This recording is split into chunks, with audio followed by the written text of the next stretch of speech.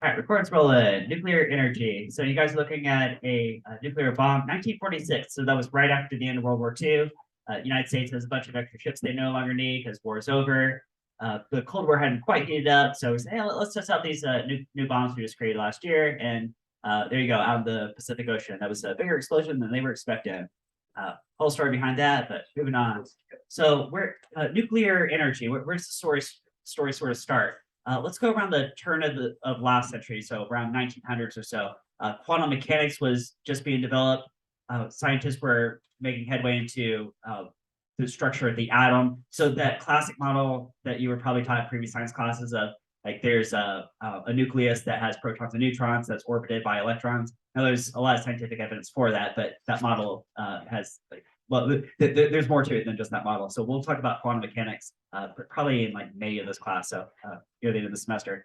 Okay. And what you guys look at here is a neutron is actually made of these elementary particles of like up and down quarks. Right? So here's some early physicists that were making headway into the structure of an atom. Okay. And then 1930s rolls around, and here we got I think it's German and Austrian scientists that conducted the first nuclear reactions. Now, this is different from a conventional chemical reaction. You guys remember in chemistry, you learn things like conservation of mass. So if you add up the mass of all the reactants and then you run a chemical reaction and add up the mass of all the products, it's conserved, right? Like 16 grams here, 16 grams there, right? That's not exactly true with nuclear. So here's one of the first nuclear reactions that was ever run. U-235 is a particular isotope of uranium. You guys remember isotopes from chemistry? Right. What makes one isotope different from a different isotope for the same element? Different number of neutrons, right? Different number of neutrons. Okay.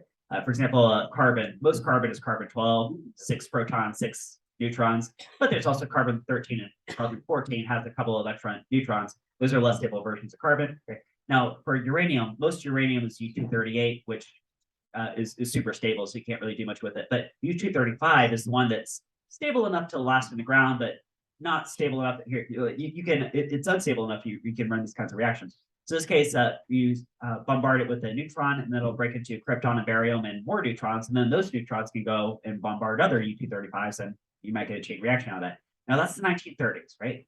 So say like over in Germany.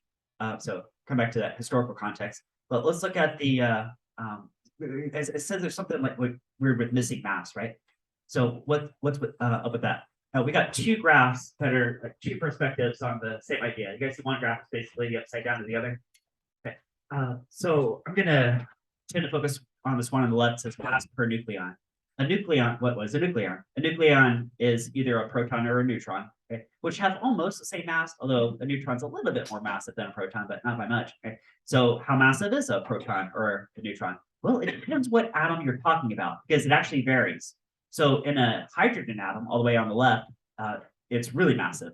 And then the mass decreases overall until you get to iron. Iron's at the bottom here. And then after that, then the mass per nucleon actually increases again. Right? So mass of a proton or a neutron. Right? The flip side of this, the other graph is showing binding energy per nucleon. Right? It's like two sides of the same coin. Right? So that's the upside down version of that.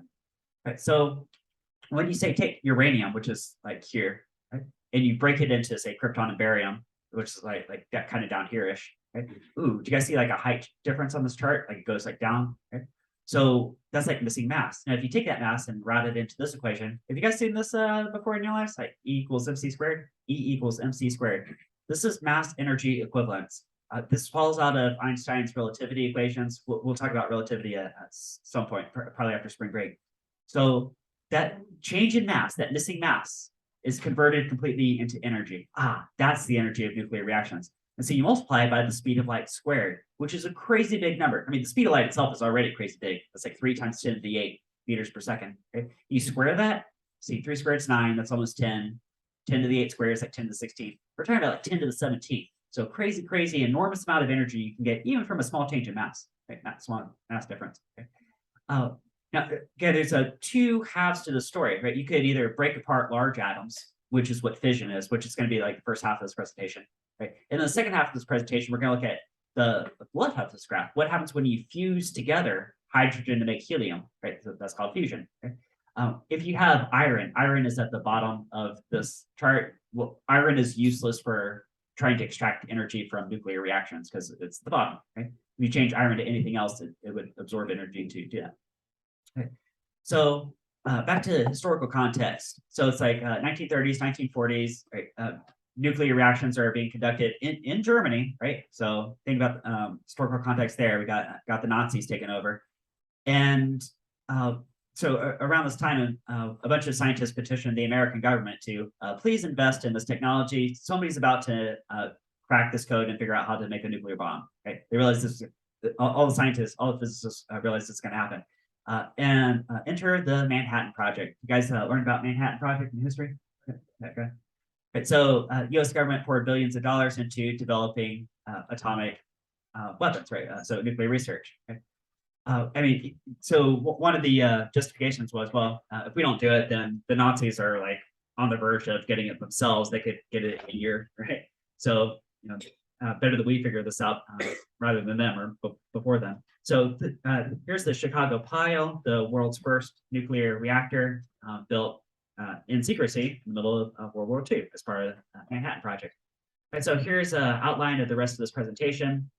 Again, there's two types of nuclear reactions. You can break apart heavy atoms and extract energy that way. That's called fission. And then later on, we'll look at fusion, like fusing together hydrogen to make helium, extract energy that way too. Okay. So then there are two categories within those. So uncontrolled versus controlled reactions. Uncontrolled means you have a runaway chain reaction. You release the energy all at once.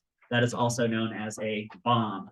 So that's easier to do, right? Because you just let it run away, right? Now, what's a little bit trickier is to control the reaction, to slow down the rate of energy so that you can control it, maybe run a nuclear power plant, like boil water with it. So we're about that later. So 1945, it was over a place called Trinity Site over in New Mexico, the first, is my screen frozen? No, we're right. First nuclear bomb was detonated. Yeah, I used to live in New Mexico and was able to visit Trinity Site. So you can go there as a tourist. You can visit the place. You can still see the glass that was created from the world's first atomic explosion. Now, the people that work there full time, have to wear protective suits so they don't get radiation poisoning. But as a tourist, if you just go like for a day, then you're gonna be all right. Okay. So where does uranium come from? These places. You guys remember there were a couple of guests from the Navy a few days ago, and they gave you guys a presentation on nuclear energy also, because that was the program they work in. They had a map to show where a bunch of uranium mines are around the world. Now, natural uranium that you just dig out of the ground, it's mostly this U-235 that, again, is super stable. You can't really do a lot with it. But there's a tiny proportion of it, less than 1%, that is the isotope U-235. Now, to do something with it, to create a nuclear reaction, first you have to enrich that uranium, which say you have to up the proportion of U-235. How do you do that? Now, there are different methods to do that. One method is you can gasify it and put it in a centrifuge. So all the heavy stuff comes towards the outside. That's a 238. All the light stuff you can collect in the middle. That's a 235. Now, if you can increase the proportion of 235 up to about 3 or 4%, that's called reactor grade uranium. That's what you can put into a controlled reaction, let's say like a nuclear power plant. If you up that proportion all the way to 90%, that's weapons grade uranium. So here, this guy's holding some U-235. That could be some weapons grade uranium right there. And once you have weapons grade, it's actually not that difficult to have an uncontrolled chain reaction. Let's say a bomb. It's really easy. All you have to do is just slam it fast enough, and it'll initiate the reaction. Okay. So let's go back to 1945. So you guys probably know we dropped a couple of bombs on Japan at the end of World War II. They were actually different categories of fission bombs. So the one we dropped on Hiroshima, that was the first one, was actually the very first uranium bomb that was ever detonated. It was entirely experimental. They only knew it was going to work because physicists worked it out on paper that it was going to work. Okay. The one we dropped a few weeks later on Nagasaki was actually a plutonium bomb, which was the same category that was the first type we trialed over in New Mexico at Trinity Site.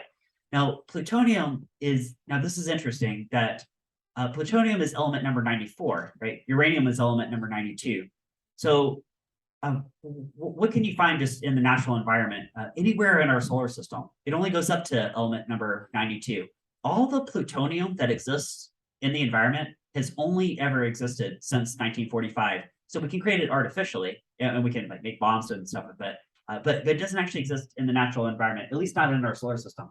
Now, other places in the galaxy, there's a good chance it does. And here's why. So where do all the elements, say, in this room come from? Where does all the nitrogen come from? The oxygen, the carbon, right? Phosphorus, the aluminum. Okay? So it's go back to okay, Big Bang happens. Fast forward about 380,000 years, then the first atoms start to form, like mostly hydrogen and some helium. Okay? Stars are about 3/4 hydrogen and mostly the rest helium, right? And trace amounts of other things. So where does everything other than basically hydrogen and helium come from? Well, it comes from nova and supernova explosions at the end of a star's life. So a star, like our sun, has two main forces acting on it. So it's got gravitational force trying to collapse it, and you got the nuclear reactions, the fusion reactions, holding it up. And those two are in basically equilibrium until it runs out of enough fuel, and then it will collapse on itself and then explode in a huge nova explosion and release an enormous amount of energy, so much energy that new atoms are created. And there's a lot of evidence that about 4.5 billion years ago, there was some kind of supernova event or nova or supernova event that was large enough to create elements up to number 92, which is uranium. Now that's in our solar system. Every solar system has a certain fingerprint, sometimes they call it, of proportions of different elements based on the size of the nova or supernova explosion that created those elements in the first place. So throughout our solar system, on Earth, Mars, asteroids, comets, they'll have a similar mix of elements, but it only goes up to uranium. Okay. Okay.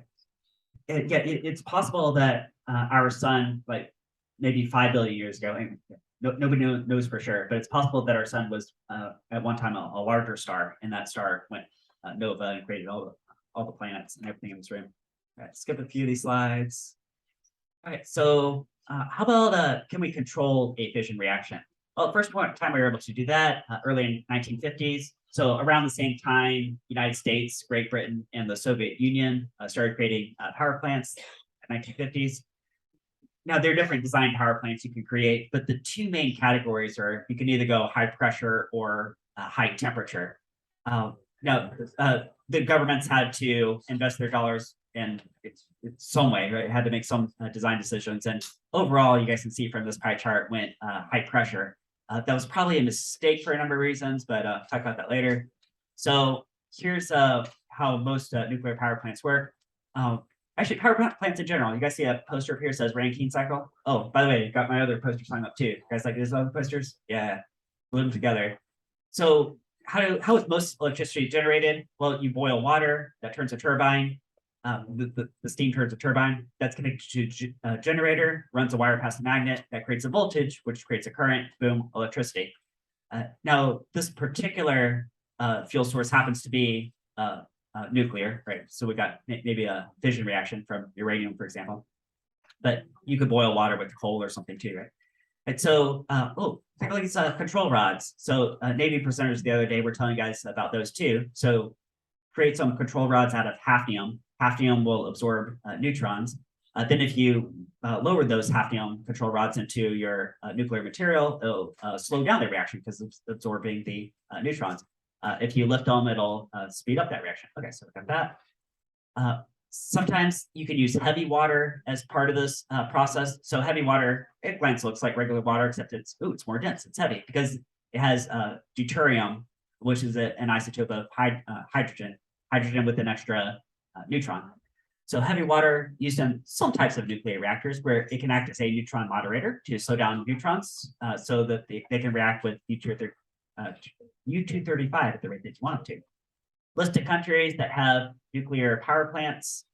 So at the top of the list, France. France gets the vast majority, over 70% of the electricity on their grid from nuclear reactors. So they made a decision as a society to go that way.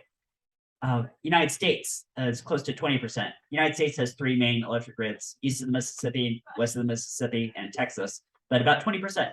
So 20% of the electricity powering the air conditioning in this room, that projection, this laptop. When you guys plug in your cell phones, about 20% of the electricity comes from nuclear. Now, nuclear has upsides and downsides. The disadvantages are pretty obvious. Anytime anything goes wrong, then you end up with a nuclear disaster like Chernobyl, right? Something like that, like a meltdown. Like Chernobyl, which is in modern day Ukraine, although back in the day it's part of the Soviet Union. So it's a modern day wasteland, right? You wouldn't want to go there; you get radiation poisoning. Now that's localized.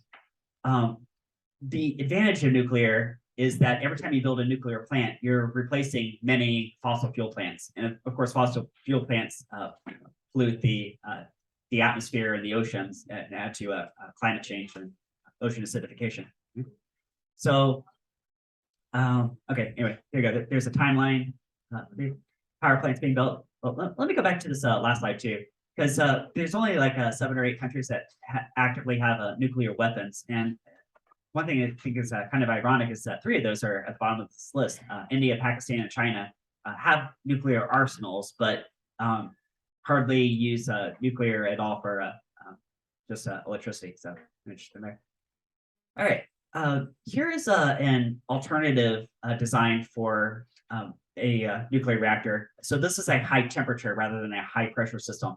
And one of the huge advantages of something like this is that it's nearly impossible to have a meltdown, right? Why? Because let's say something goes awry, there's some disaster, maybe everybody's sick, nobody shows up to work at this plant, and just this plant has a bad day. So what's going to happen here? See, if you have like a high pressure system, like most reactors are, if something goes bad, you need to actively figure out how to cool it down. You need pumps churning and fans running and water pumping. But something like this, all that's going to happen is that this liquid molten salt is going to melt this freeze plug, and all your nuclear material is just going to evacuate into these emergency dump tanks, and the reaction just comes to a stop. So it has walkaway safety, like passive safety, right? So that's much better design there. And what goes hand in hand with that, okay, skip the videos here, is if you search around on the internet long enough, you'll probably eventually run into proponents of a completely different fuel source called thorium. So this is element number 90. Now, proponents of thorium say it has all these advantages. One is that it's just more abundant than uranium. So, I mean, none of these are renewable in the sense that like once you use them, they're expended, right? But there's just more of it. Right? Also, if you look at the waste products, it produces a tiny fraction of the waste that uranium does, right? And also, it just turns out that those waste products have half-lives of only hundreds of years rather than tens of thousands of years. See, like one of the big problems with nuclear as we use it now, say with uranium, is that what do you do with the waste? Well, this waste is going to have half-life of tens of thousands of years. So you need to store it in a place that nobody's going to touch for tens of thousands of years. How do you get around like earthquakes and thinking about the water table, and how do you even communicate with people thousands of years from now and tell them to stay away? Those are all like open questions. But thorium, so, okay, the waste products only last for a few hundred years, so that's better. And you can use that molten salt reactor that I was just showing you guys, which has passive safety, so you can't have a meltdown. So why was it, rewind back to 1940s, 1950s, when design decisions are being made, why did they opt to go for these high pressure and uranium systems rather than something like thorium and high temperature, which seems to have all these advantages? Well, probably a lot related to this last bullet point, which is that thorium is not good for those uncontrolled chain reactions. You can't build a bomb with it, right? You can't create a nuclear weapon. So, put yourselves in the shoes of government officials back in the 1950s. The Cold War is just starting to heat up. Thinking, well, we want a nuclear arsenal. Soviet Union's doing it. We may as well have it, right? So, if we're going to invest in something, we are going to ask everyone to shelter in place. This is a drill. Please shelter in place at this time. This is a drill. Stand room, listen to my nuclear presentation. So, if you're going to invest in like some kind of broad knowledge, right? What kind of knowledge do you want your society to have, your scientists? Probably a knowledge that would also lend itself to being able to create nuclear weapons. So that might be one reason to go for that. All right, so let's switch over and look at the other half of this, which is fusion, right? Because there's a lot more energy you can get from it. How much more energy? Hundreds of times the energy you can get from fusion compared to fission, like almost 1,000 times. I might just call it an even 1,000. Right? So how about an uncontrolled reaction, like a bomb? So hydrogen bomb first hydrogen bomb, 1952, invented by American scientists. Although not too long after that, Soviet Union sent over spies and they grabbed all our plans and created their own hydrogen bombs, also called a thermonuclear bomb. So this is the energy of stars, right? Sun is a giant fusion reaction, hydrogen to helium. Here's what that reaction looks like. Attention, Hawks, at this time, we need to initiate lockdown. Ah. Protocol. We initiate Okay. lockdown protocol. All right. Had a good recording going too. Well, I'll pause it. We'll see what we can do. Okay, pause recording. All right, recording is resumed. All right, so there's a fusion reaction. All right, so here's a fusion bomb, also called a thermonuclear weapon. If you hear that, it usually uses a fission reaction to kickstart it, and then that will fuse hydrogen into helium, get all the energy back. All right, I had a picture here, but I think it's some kind of copyright protection going on with PowerPoint, so oops. Now, can we ever control a fusion reaction? Well, I'm going to put to be determined here. There's a running joke that fusion energy is always 20 years away. So 50 years ago it was 20 years away, 20 years ago it was 20 years away. Now, there have been some recent breakthroughs. Here's Lawrence Livermore Laboratory. You guys might remember a few months ago, I think I shared a science article with you guys where they were able to, just for the first time, again, a few months ago, able to get a net energy gain out of this. Like they've been able to run fusion for a few decades now, I think. But the problem's always been there's been more energy input than output, so it's never been like good for commercial. Right. Here's another chamber you oftentimes see for fusion. But this technology is really going to save society. I mean, it really will, because like what are the options right now to meet our energy needs? Well, we could, I mean, solar and wind is kind of nice. That could supplement things, but you know, it's probably not going to run the whole thing. I mean, fossil fuels are poisoning the environment and causing 6 mass extinction. You know, first one since the dinosaurs died. So can't run that forever. We're running out of those anyway.